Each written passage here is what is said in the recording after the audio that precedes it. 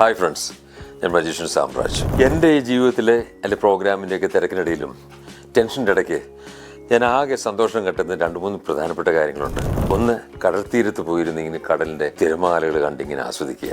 Number 2, ആന എത്ര കണ്ടാലും എനിക്ക് മതിയാകത്തില്ല ഇങ്ങനെ അതിൻ്റെ ആ മൂമെൻറ്റ്സ്, ആ ചെവി ആട്ടുന്നത് അതിൻ്റെ ആ മൂമെൻറ്റ്സ്.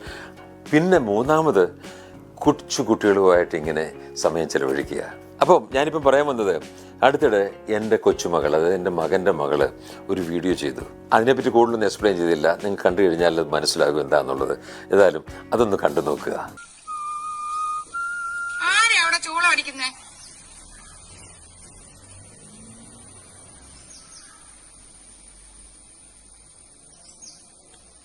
ഞാനാ. പേരെന്താ? ബഷീർ. എളിയ തോതിൽ ഒരു എഴുത്തുകാരനാണ്. 2.5 കൊല്ലത്തെ തടവ്. ഇപ്പൊ ഞാനിവിടെ തനിച്ചാ. കൂട്ടുകാരെല്ലാം പോയി. പേര് പറഞ്ഞില്ലല്ലോ. നാരായണി. സുന്ദരമായ പേര്. വയസ്സ് 22. സുന്ദരമായ വയസ്സ്. കഠിന തടവാണല്ലേ? അതെ, 14 കൊല്ലം. അപ്പോ കൊലക്കുറ്റമാണല്ലേ?